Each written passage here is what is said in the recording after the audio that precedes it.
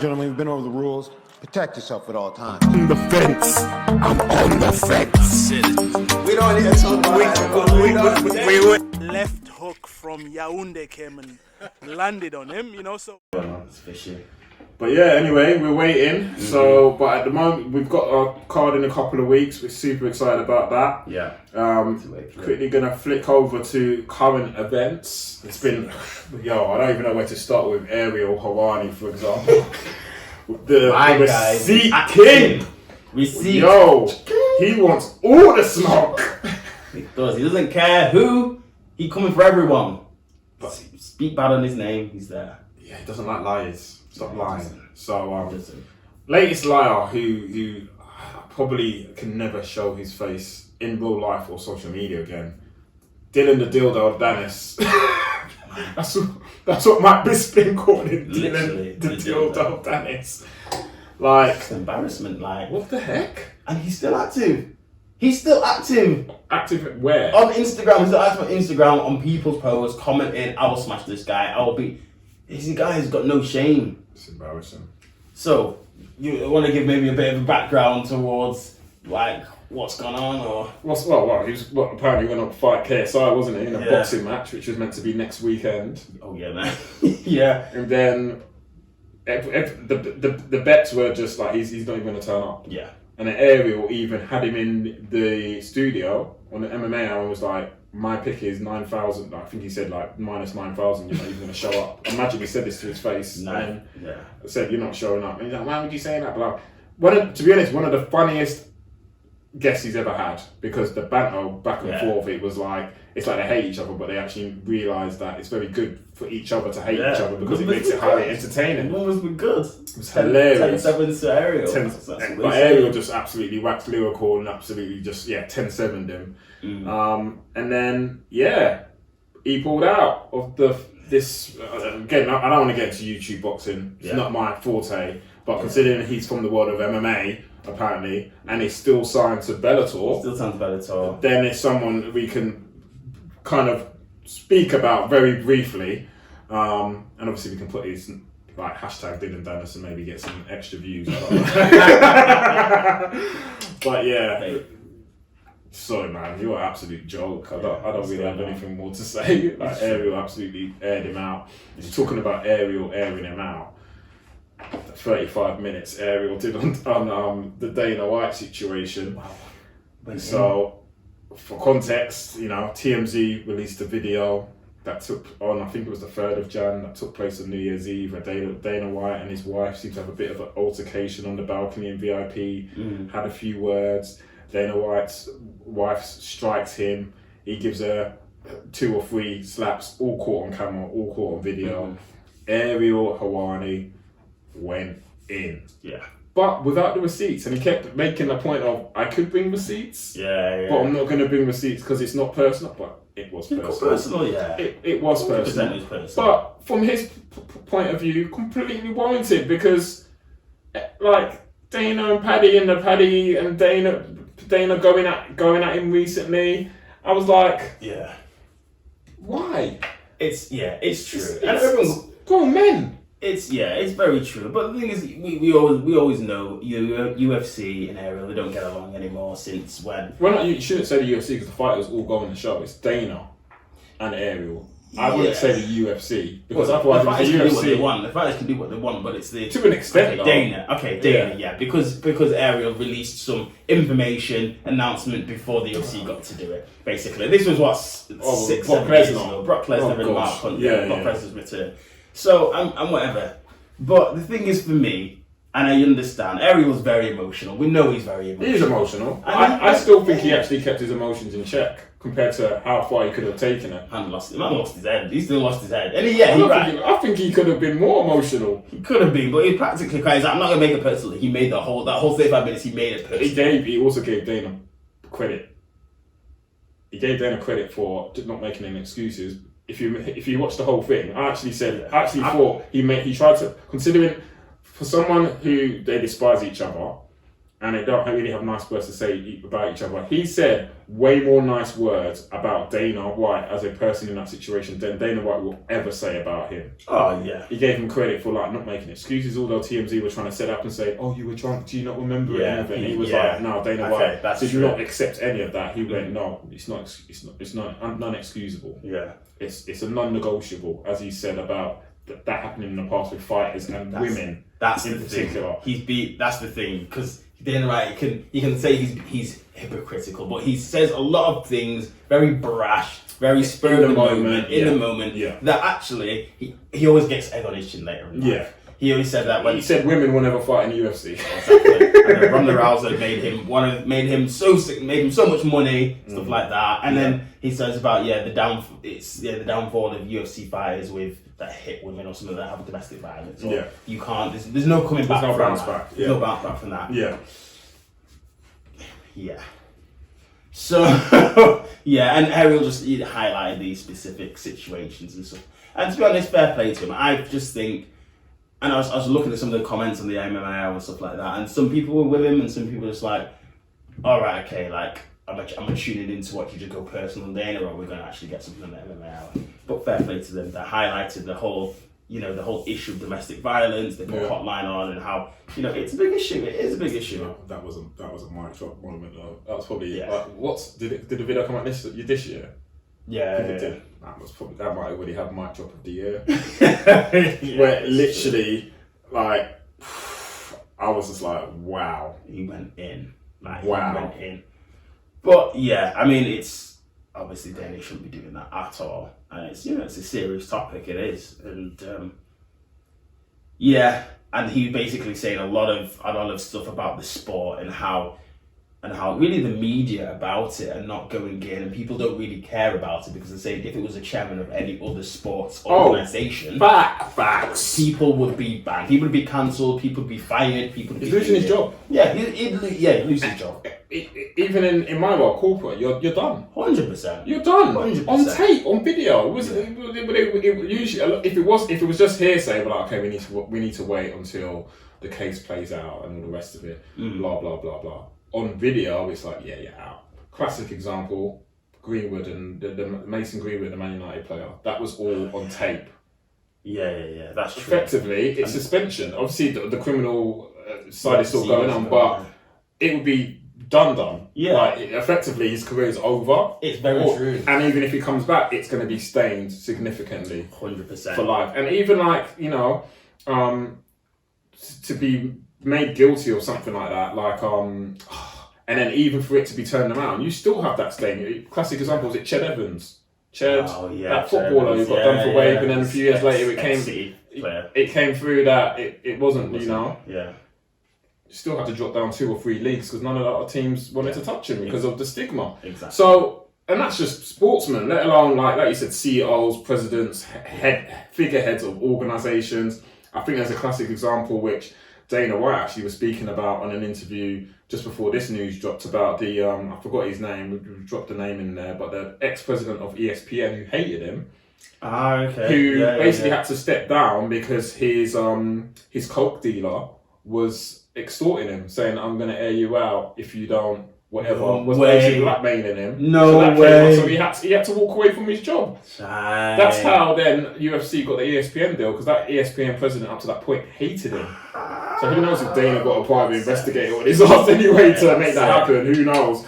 But That's very true. And those other things, there's no evidence. Obviously, with the Mason Greenwood one, there was evidence. That's what I mean. It was on people's socials. Yeah, so it was social, but you never saw a video of Mason Greenwood hitting him. Yeah. This was actually Dana hitting it's his live. wife. And I think it's made it better for Dana because his wife has come out and said, she's not pressing charges, obviously. She said it's out of character for him, blah, blah, blah. But you're right, and I think that sheds a light. And again, I suppose that's the difference between here and the States. I'm not going to get into the criminal legal system, but here, to put it bluntly, charges would still be pressed, even if you didn't want to, because it's in public interest. 100%. So I don't know if the States, obviously, and even state by state, it will be different. Just like their gun laws, absolutely, who knows what's going on there. Mad. Yeah. it's nuts. Like, so if she said no, is that completely shut it down? It's not like here where like the CPS can go, yeah, we're still going to do it because it seems that way, doesn't it? I don't know 100%. Because even the story is, for example, with Basman Greenwood is the girl, the young lady and her family. They're trying to make it go away. Yeah, they're trying to make it go away. That's true, but still, it's the system is like, nah, it can't go away. Yeah, it's true. If you see something, then we've got to pursue it, sort of thing. But yeah, and that's the point that Ariel made, and I think it shows where the sport is and where people view the sport of MMA. They don't think it's important enough to actually go into that level of detail. Which is crazy. Yeah, but now the MMA it's now a sport that is well recognised. Even UFC alone, I think it was purchased for $2.5 billion by Endeavor, the company owning it. Yeah. I believe on the recent podcast, it was the same one where Dana was talking about, gave the ESPN president example. The valuation now is about $7.5 billion. Mad. If it was to be sold. That's mad. And to be honest, those actions and that being released did have implications because I believe Endeavour's as an organisation, as an entity, their share price dropped by 6%. 6%. So God knows how many hundreds of millions that represents. I'm pretty sure it's hundreds of millions for business that owns a $7 billion asset company. And that's just one cog in their machine. Yeah, they're a massive entertainment business. They've got fingers in multiple pies. So I'll be honest, I'm old school, and I'm kind of like with Team Ariel in terms of like, if a woman hits you, I'm walking away. I'm like, or at a max, I'm pushing her away or shoving her away. I don't think I'm striking a girl or a female ever. Like that's how I was brought up, and everyone's brought up different. And some of the fighters are saying because he was hit first that it is what it is, or it was reflex or whatever. I'm sorry, even with alcohol, I'd probably be shocked to be hit by my wife out. She hits me indoors all the time. Somebody save me. I'm joking. I'm joking. She does though. But even then, I'm just like, get me out of here. Link once if you need help. But and if it was one of my boys, even if I saw his partner or wife or girlfriend hit them, I'm jumping in to protect her from him before he even retaliates. I'm not going. Oh, let me let him give her one lick back before I go in and stop him. I'm going, bro. Let's go outside. Things are going out of hand. And I don't want to speculate, but if that's happening in public, it's always scary to imagine what could be happening in private. Yeah, that's the thing. That's what always amplifies these situations, because you can't say, oh, that's the first time that's happened. We don't know that. That's the first time it's happened in public on camera. Yeah. So who knows what strain their relationship is as a married couple, both ways. Not just him hitting her, but for her to feel comfortable hitting him means maybe that's how they roll. It's true. Don't know, just saying.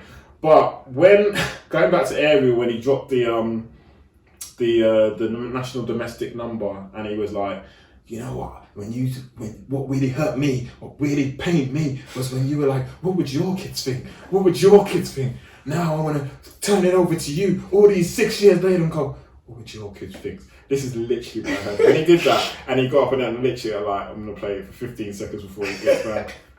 Up out of there. Nothing but a gangster party. It's literally what I heard. Hey!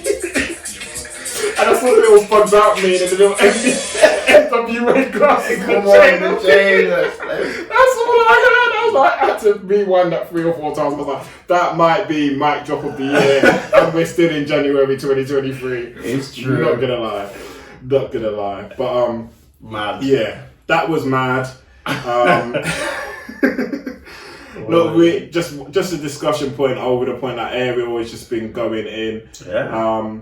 And then something else I read actually just recently, and I don't know if this is part of his punishment now.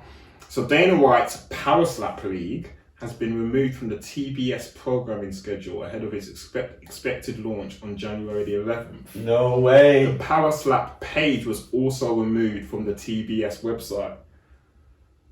Warner Media has not responded to multiple messages asking for comment.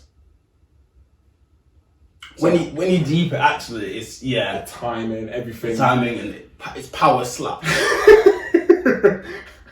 Dana was very excited about power slap. I listened to it on Joe Rogan. Joe Rogan said, "Oh yeah," he talked to I think it was Sugar Sean or something. He was like, Sugar Sean, sorry, I'm not Snoop Dogg. He said that I don't get it sort of thing, but Dana loves it. Dana absolutely loves this power slap league. I don't understand it as well. I really don't understand what their association with power slapping is completely. Again, maybe show my age. I just remember Happy Slap days. This is like illegal. This is like Happy Slap, but on a televised level. Yeah. And to my knowledge, I think TBS was like it's like a channel everyone gets. I don't think you're gonna pay for it, so it's gonna be like they're gonna try and go like, big, make it widespread. I think. I see it almost as a fad, like the YouTube boxing, but Dana probably saw Kaching signs because he's missed the YouTube boxing thing, and actually the YouTube boxers are all going against him because of the Jake Pauls and all the way. So I think he's seen this as a little cash-in moment in terms of outside of the UFC. So was I ever going to be watching Power Slap? No, not myself personally. Will I be watching it going forward? No. Will we be covering it? I want to say no, but never say never. Never say never. So, nuts. Mad. And then what else is going on in the world? Just a little, what's his name? Our Spanish Georgian. Oh, Tapori. Yeah, so I think it was around New Year's. Apparently a Spanish singer just approached him. He looked like he was playing at an arcade machine or fruit machines. Spanish singer approaches him, shoves him twice. Just watching the video now. 3 shoves. Bang! Bang! Bang! I've not actually seen the video. Tapori's not playing. There he is. Playing Who Wants to Be a Millionaire. Comes, shoves him 3 times. Look at that. Oh wow. That's like straight on 4. and it's just 4. But now watch his boy with the Spartan kick, because this bit, look away from that, it's him in a dark t-shirt, Tapori's boy. Bang! Oh! He just put him down. Kicks him out of the picture. Now watch it again. Here we go. Spartan kick. Bang! I saw somebody said, "Oh, he's playing piano." Like, he's not playing piano. He's playing arcade. He wants to be a millionaire. Yeah, he's on 500,000. He's like, "Oh, do I phone friends? Got my last lifeline." And then this guy comes and messes up his game. It's a big deal, you know, when you're about to win $1 million on a Who Wants to Be a Millionaire fruit machine. It's got to go off. Fruit is. So the guy obviously did not know who he was messing with. Yeah, that's true. And neither does Paddy. So just teeing that up. Yeah. That needs to be teed up. Don't take that fight. Paddy Howie, do not take that fight. Please take it. It's a money fight. Take it. Somebody quit up away. I mean, you've already got a nickname for him, like whatever it is, something to do with the hand sanitizer. So hand sanitizer kid, yeah. just take that fight. Interesting. Sit. And then something else we already mentioned, obviously Alex Pereira went back to the Pataxo tribe in Brazil. Yeah. Check out those pictures online. We'll try and flash a few up there. Looks absolutely impressive. Like I said, the guy has got the ancestors on his side. He's drinking Wakanda juice. Don't play. Like, although I put my picks in, if he was champion at the end of the year, I'd be like, yo, that's because of his powers. Yeah, I wouldn't be surprised. That's cheap, because that's the stuff that USADA can't pick up on. Like, you know, we're talking magic mushrooms. We're talking ashwagandha strength times 100. His testosterone levels will be going through the roof, but they'll never know why. Because it's all herbal. It's very true. All from the ground. So loving that. Another bit of noise we're just reading about, which, to be honest, we're pretty confident, but we have no inside information, but we're just seeing it across other outlets as well. If Usman is really out, they can't make Leon versus Colby. This isn't me saying it. UFC knows Colby runs through him, as in Leon, and making Colby versus Usman 3 title fight would be way less exciting than Leon versus Usman 2, which I think is a great point. Interesting. Leon versus Masvidal is next for sure. It's clear as day. Oh, it's an interesting one. And it makes a lot of sense. because we've spoken about it before. Obviously, it's clear that Usman's probably not going to be fighting in the UFC London card. Masvidal though, Masvidal, if he gets this, he's a jammy so-and-so. Literally. But it makes sense because of the historical beef that they've got with him.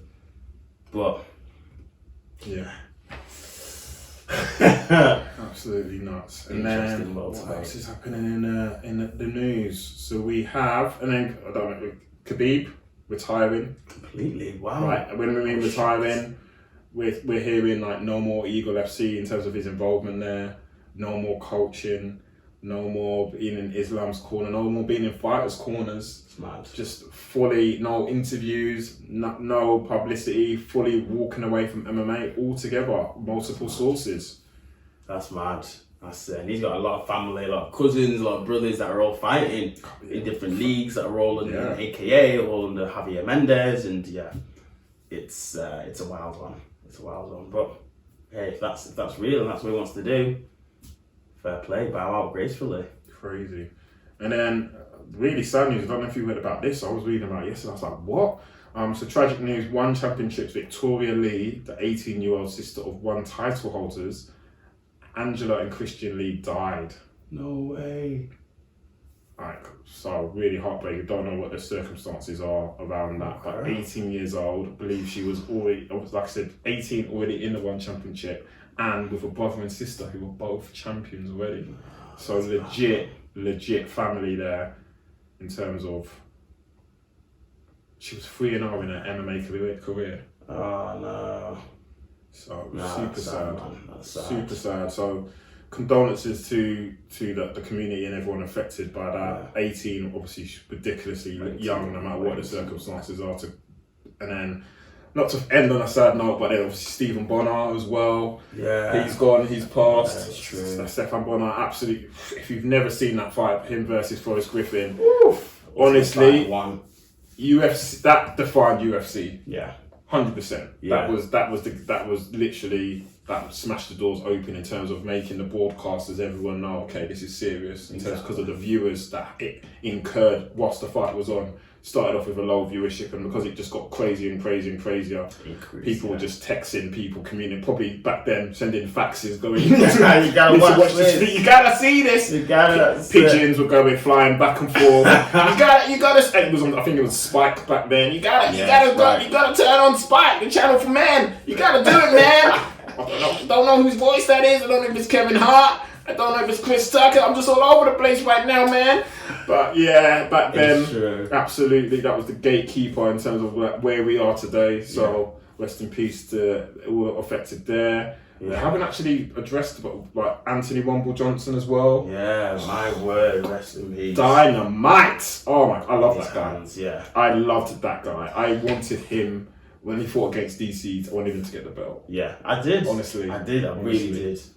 Guy, how many weight divisions did he fight? Three different weight divisions. Welterweight. Oh, I think we had welterweight. Yeah, welterweight, middleweight, light heavyweight. And every single one has got knockouts. Yeah. Imagine that power. So we talk about Francis. This guy was doing what Francis is doing way before Francis. Exactly. He was in just different divisions, sending people to dimensions, left, right, and centre. Honestly. And the light heavyweight division, that was the one that he ended up last. Imagine if he had started light heavyweight. Gosh. This is when we start talking about the whole cutting weight thing and how actually sometimes it might not be a good reason. I mean, Paddy needs to be light heavyweight, really, isn't it? Walking around at 205, eating all the pies. Cutting that much weight, depleting yourself, you're killing yourself. So, yeah, that's actually what it is. You're killing a part of yourself every time you do that. Yeah, you're melting away. Yeah, it's nuts, and that's why I'm shouting Hamzat, middleweight champion 2023. Just putting it out there again. He ain't making it's true. He ain't making. I don't think he'll ever be welterweight again. Can't see it. And again, there, I suppose that would be around up in terms of like. Check out pictures of Hamzat online. He is massive. Guy. Muscle. Big guy. Muscle. He's got new diary as well. He's training like for a camp, but he doesn't know who he's fighting. Okay. They're doing a camp. Genuinely guess who popped up in the camp and was sparring with them out in, I think it was Abu Dhabi. Leon? No. No, not Leon. Oh my gosh, you almost confused me. Then I said, was Leon there? No, but like properly sparring, and they're sparring, but people are walking away like their faces fully cut. They take it's. I was like, no way. Like it was. It looked real. It didn't look friendly, and they were just rotating. Cody, no love. No way. Seriously. Chai. Sparring with Hamza and all the gang out in Dubai. And it looked nuts. Cody, okay. Cody was getting pieced up by this little, he looked 17 podgy, but the guy could fight. Honestly, it looked scary. I was like, nah, man, that's just... We got it, yeah. That's the level of sparring I don't I wouldn't want any, if I was like a manager, I'd be like, yo, that's the sparring we're not doing. Like, calm it down. They were going in. They were sparring as short as your career, you know? Exactly. So yeah, Hamza is literally like, when we were talking about ducking, he's been ducked by everyone. Yeah. Like, the dude's just fighting towards a date. He doesn't even know who I feel bad for him. At the end of the day, UFC should just give ultimatums to people. You've got to fight this person. Unfair, whoever they said that to, but yeah. That's how it is. It's battle agreements, isn't it? And like, we'll try and maybe cover more of that during the year as we get our knowledge up in terms of how the business works. And like, I always thought that, say for example, when a fight gets announced, everything's been signed for. But I saw an interview the other day with Anthony Smith, and he said sometimes the battle agreements actually get returned until fight week. So up to that point, effectively, a fighter can just be like, didn't agree. Yeah. Fight week. They need to tighten up on some of the processes there. What? I was like, pardon? Exactly. So you're just going into it wishful thinking. So they're doing the whole camp and everything else, but they haven't actually returned the paperwork to say they're fighting. With the agreement of the cart and the money and everything, all the contractual stuff. It doesn't make sense, that. Yeah. Hey, if you need some help at UFC, maybe do some consultancy work on the side for you. Well, I've already put my name forward for Leon's PR from last year, so I'm sticking with that. Sticking with Team Leon, my champion, my welterweight champion of 2023. And Leon is going to get all the luck this year. I'm saying he's going to, from the unluckiest fighter to the luckiest, to everything, not lucky, I should be lucky, everything falling into his favour this year. That's it. Obviously, really hope, like, they're still Team Niger. Obviously, hope Usman isn't injured. But to be honest, if he's not 100%, I'd rather him just sit it out. And like, we talked about that a little bit controversially with Killershaw, but I think sometimes he just needs, like, and I get it, similar to boxing and most sports, you're not, especially how much damage we just talk about you might take in sparring and training, you may never go into any fight 100%. Yeah. But if you can be impossible. 88 upwards, then you've got a fighting chance. Usman, like, for me, again, I don't know, like, I think everything's being hush. You know, the more you see him outside of the ring in between fights, it's been going on, I probably need to go back into the timeline, but at least 2.5, 3 years, his hand is always in support outside of fights. It's always in support. So there's something there. That is very true.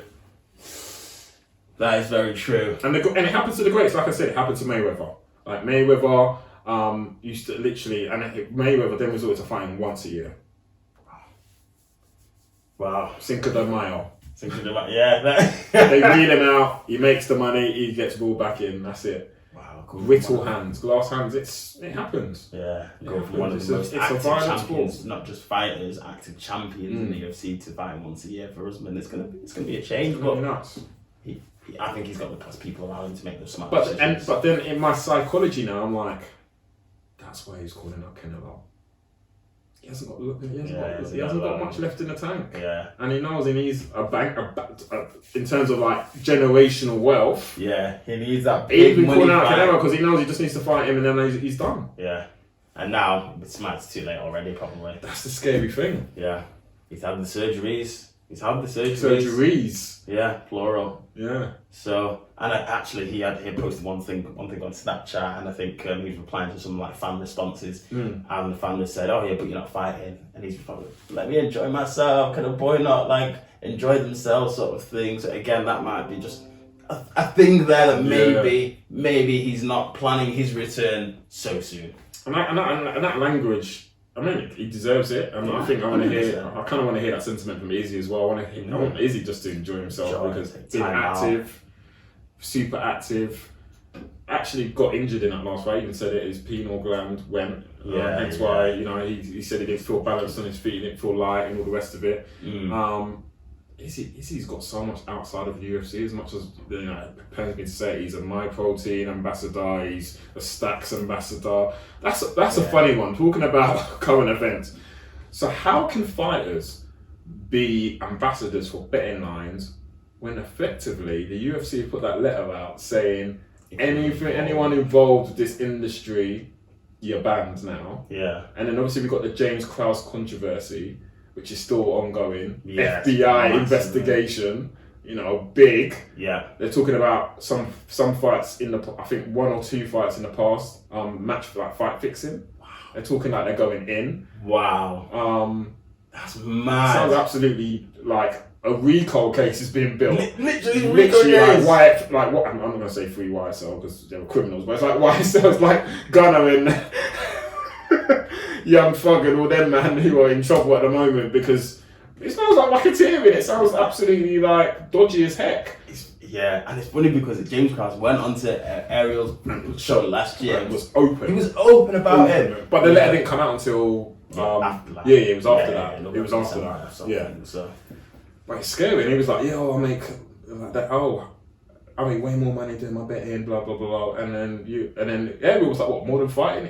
James was like, yeah, hell yeah. What, more than coaching? Hell yeah. Yeah. So he's just out there, without giving the numbers, he was as transparent as can be. Exactly. He didn't hide it. Yeah. It's gonna be an interesting one how that develops this year. That's gonna be crazy. So yeah, I like the Stacks, the host. I think Stacks is even. I think Paddy, Molly, like loads of fighters are signed up to it. Yeah, all. And even things like what's it called? The other one that the MMA are sponsored by as well. Oh my gosh, are they even sponsored by one? Yeah, they're even sponsored by. DraftKings. DraftKings, yeah. Everyone. Of course. The UFC is sponsored by DraftKings, and they'll go. Yeah. Anyway, there's a lot of politics there. Very interesting. But anything else in terms of latest news? Obviously, we need to get to a cage fighters card. Yeah, we do. Pretty sure there's a Bellator Dublin card that we spoke up to Fabian and the gents about coming up March, April that we might need to. Yes, to jump on. Yeah, might need to get involved in. Might be on that as well. Yeah. Luke DeGen. Yeah. Yeah, that's it. Ooh, yeah. Maybe Alfie Davis as well. Yeah. Yeah, so we'll be making our rounds. Yeah, we'll be contacting you all again. That's it. UK tour. For sure. Indeed. But yeah, that's us. That's the King's Court. Back in 2023, big things. Saying it again, please comment. We always reply to our comments. We love the banter. That's it. Give us a like. Tell your friends about us. Please subscribe. We've got big plans for this year. Big plans in terms of growth. Want to keep the content coming out at more regular frequency. APL, you're here in spirit. It'll be back soon once the weather's a bit nice here in the UK. He's living his best life, touring the islands like he's the Little Mermaid, just swimming around, having a great time. But that's us as King's Court. It's been Obasogi, your boy. Yeah, it's been your guy Mardy. Oba and out. Oh boy. All right, gentlemen, we've been over the rules. Protect yourself at all times. On the fence. I'm on the fence. We don't need to talk about that. Left hook from Yaoundé came and landed on him, so.